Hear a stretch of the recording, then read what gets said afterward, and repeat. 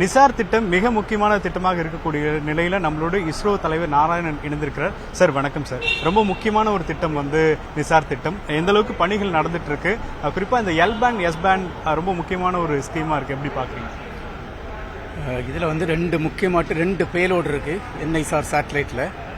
ஒன்று வந்து S band synthetic aperture radar satellite, அது வந்து செய்கிறது வந்து ஐஎஸ்ஆர்ஓ செய்திருக்கோம். ஐஎஸ்ஆர்ஓவில் மெயினாட்டு ஸ்பேஸ் அப்ளிகேஷன் சென்டர் அகமதாபாத்தில் செய்திருக்கோம்.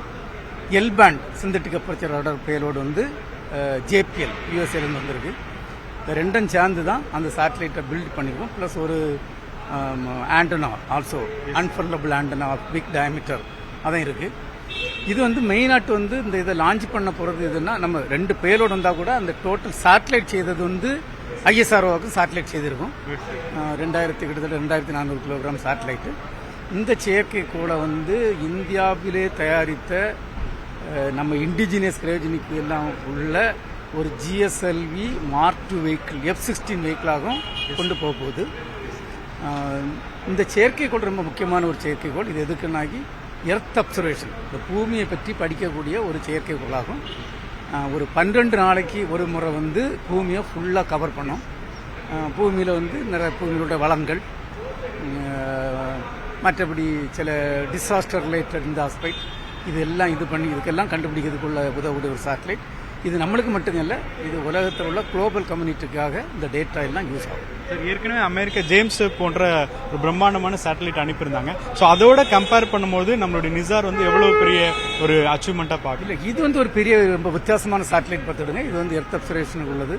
நம்ம 1:1 கம்பேர் பண்ண விருப்பப்படலைன்னா, பட் ரொம்ப ரொம்ப முக்கியமான செயற்கைக்கோள் நம்ம செய்ய. அவ்வளோ பெரிய டவர் வந்து நம்ம வந்து மேலே பில்ட் பண்ண போகிறோம். ஸோ அதில் நிறைய காம்ப்ளிகேஷன்ஸ் இருக்கும். ஸோ அது கண்டிப்பாக இது it's a very very important, very technological intensive complicated satellite. இப்போ நம்ம குறிப்பாக சமீபத்தில் இந்தியாவில் நிறைய டிசாஸ்டர் பார்த்துக்கிட்டு இருக்கோம். இது முன்கூட்டியே கணிக்க முடியுமா, இல்லாட்டி அதில் சேஞ்சஸ் எப்படி பார்க்கலாம் சார்? கொஞ்சம் முன்கூட்டியெல்லாம் கணிக்கக்கூடிய ஒரு செயற்கைக்கோள் தான். டீட்டெயில்ஸ் வந்து நான் சக்ஸஸாக லான்ச் பண்ண பிறகு டீட்டெயிலாக பேசுகிறேன். எவ்வளோ நாட்களுக்குள்ளே நம்ம அதனுடைய பயன் வந்து ஸ்டார்ட் ஆகும்? Within a month. ஓகே. ஆனால் அது கொண்டு போய் செயற்கை கொண்டு போட்டு கரெக்டாக ஆர்பிட்டில் இது பண்ணி நிறைய டெஸ்ட் எல்லாம் பண்ணிட்டு தான் டிக்ளேர் பண்ணணும். It will take at least a month time. Shubhanshu Shukla வந்து பயணத்தை முடிச்சுட்டு வந்துட்டாரு, விண்வெளி பயணத்தை. ஸோ நம்மளுடைய இஸ்ரோவோட மீண்டும் வந்து அந்த கொலாபரேஷன் எப்போ ஸ்டார்ட் ஆகும்? ககன்யான் திட்டத்தினுடைய செயல்பாடுகள் எப்படி இருக்கு? இது வந்து சுபாஷ்னு சுக்லா போயிட்டு வந்தது வந்து பார்த்தீங்கன்னா, இது வந்து அந்த நம்ம ககன்யான் திட்டத்துக்காக அந்த டேட்டாலாம் யூஸ் ஆகும். இப்போ நம்ம ககன்யான் திட்டம் வந்து நம்ம இந்தியர்களை நம்ம ராக்கெட் மூலம் அனுப்பி வெற்றிகரமாக கொண்டு வரக்கூடிய ஒரு திட்டமாகும்.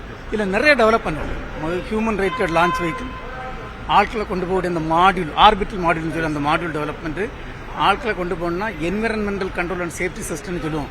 Pressure, temperature, relative humidity, carbon di oxide இதெல்லாம் கரெக்டாக மெயின்டைன் பண்ணணும். அதுக்குள்ள டெவலப்மெண்ட்ஸு. ரெண்டாவது, நம்ம ராக்கெட்டில் போகும்போது அவங்களுக்கு ஏதாவது ப்ராப்ளம் வந்துன்னா அவங்கள சேவ் பண்ணக்குள்ள க்ரூ எஸ்கேப் சிஸ்டம், அந்த டெவலப்மெண்ட்டு.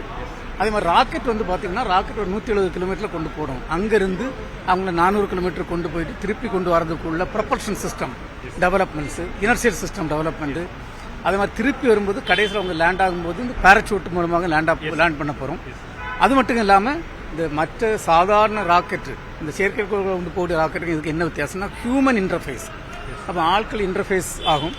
அப்போ இந்த விதத்தில் இதுக்கு முன்னாடி நம்ம பார்த்தீங்கன்னா 1984 ராகேஷ் சர்மா போயிட்டு வந்திருக்காரு. அவங்க எக்ஸ்பீரியன்ஸ் நம்மளுக்கு ரொம்ப பயன்பட்டுட்டே இருக்குது. அதே மாதிரி நம்மளுடைய பாரத பிரதமர் நரேந்திர மோடிஜியை அவங்க ஒரு ஐடியாவில் தான் இந்த மாதிரி நம்ம ஒரு ககன்யாத்திரி 4 பேர் நம்ம செலக்ட் பண்ணியிருக்கோம். அதில் ஒரு ஆளை இன்டர்நேஷனல் ஸ்பேஸ் ஸ்டேஷனுக்கு கொண்டு போயிட்டு வந்தோம்னா அவங்களுக்கு நல்ல எக்ஸ்பீரியன்ஸ் கிடைக்கும், ட்ரைனிங். அதை வச்சு நம்மளுக்கு பயன்படணும். அந்த மாதிரி ஒரு திட்டத்திலேயாகவும் இந்த இது அனுப்புனது. இவங்க 2 பேரை செலக்ட் பண்ணோம், மிஸ்டர் நாயர் அண்ட் மிஸ்டர் சுக்லாஜி. 2 பேருக்கும் 10 மாதம் ட்ரைனிங். அவங்க வந்து அமெரிக்காவில் இருந்தாங்க. நல்ல இந்த பயங்கர நல்ல யூஸ்ஃபுல்லான ட்ரைனிங். அது மட்டும் இல்லாமல் அவங்கள வெற்றிகரமாக அனுப்பி இன்டர்நேஷனல் ஸ்பேஸ் ஸ்டேஷனில் கொஞ்சம் எக்ஸ்பெரிமெண்ட்லாம் செய்து அவர் திரும்பி வந்திருக்காரு.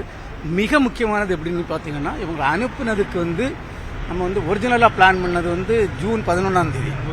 ஜூன் 10ஆம் தேதி தான் எங்களுக்கு தெரியும் ராக்கெட்டில் சின்ன ப்ராப்ளம் இருக்குன்னு. ஒரு சின்ன லீக், நம்ம இல்லை அவங்களே சொன்னாங்க ஒரு லீக் இருக்குன்னு. ஆனால் அவங்க அது ஒரு சின்ன லீக்குன்னு சொல்லிட்டு அவங்க வந்து ராக்கெட்டை அனுப்புறதுக்கு ரெடி ஆகிட்டாங்க. பட் நாங்கள் பார்க்கும்போது எங்கள் கணிப்பில் வந்து அது ஒரு பயங்கரமான ஒரு ப்ராப்ளம். அப்போ நாங்கள் வந்து ராக்கெட் அனுப்பக்கூடாது, இந்த இதெல்லாம் மொத்தத்தில் எல்லாம் இது பண்ணி கண்டுபிடிச்சி லீக் எங்கே இருக்குன்னு கண்டுபிடிச்சி அதை மொத்தத்தில் சால்வ் பண்ணிட்டு தான் ராக்கெட் போனோம். இல்லாட்டு பெரிய ப்ராப்ளம் ஆயிரும்ட்டு நாங்கள் வந்து ரொம்ப ஆக்சியமுக்கு வந்து அந்த கம்பெனிக்கு நாங்கள் வந்து ஒரு லெட்டர்லாம் கொடுத்தோம். கொடுத்து நம்ம இந்தியர்கள் கொடுத்ததுனால அவங்க அந்த ராக்கெட் லாஞ்சை நிறுத்தி வச்சுக்கிட்டு நாங்கள் பார்க்கும்போது அது ஒரு பெரிய லைனில் ஒரு பெரிய கிராக் இருந்தது.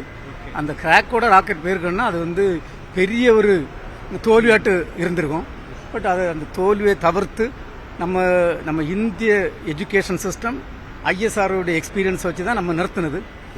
நிறுத்தி இன்னைக்கு வந்து வெற்றிகரமாட்டு இவங்க போயிட்டு வந்திருக்காங்க.